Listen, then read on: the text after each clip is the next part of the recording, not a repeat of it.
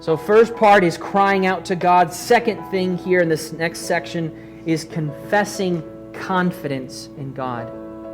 Confessing confidence in God. Lead me to the rock that is higher than I. Verse 3. Why? For you have been my refuge, a strong tower against the enemy. For you have been a refuge, a strong tower against the enemy. Look what he then says there in verse 5. For you, O God, have heard my vows. You have given me the heritage of those who fear your name. David confesses confidence in God because God has already proven himself faithful.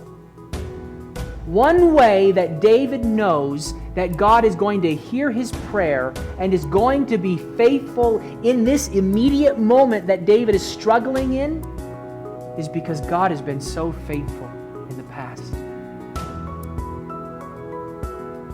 You have been, he says in verse 3, you have been my refuge. And then verse 5, same thing. You have heard my vows, and you have given me a heritage. You have taken care of me. You have blessed me. Why would you give up on me now? Why would you not be faithful now? Again, this is one of those reasons I think that God has given us His Word, is so we can learn from the examples of the past. We can see God's faithfulness in ways that I don't think even the people living them saw them.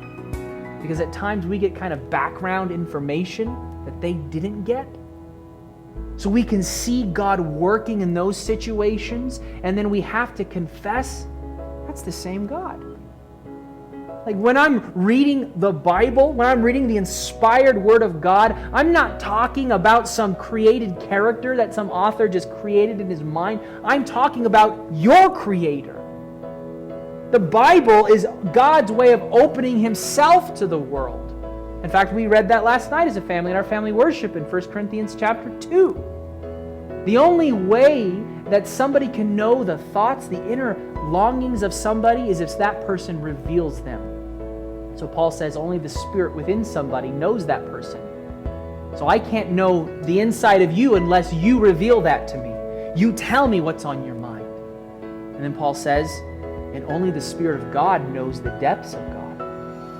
But the depths of God, Paul says, we reveal in words.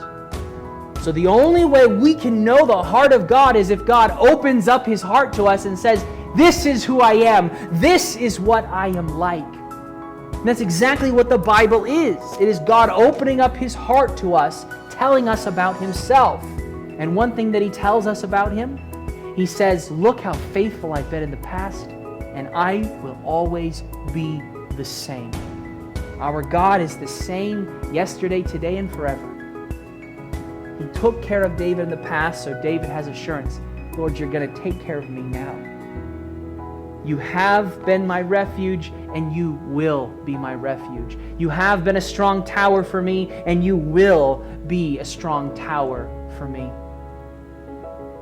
Believe because of what He's done in the past that He will secure the future.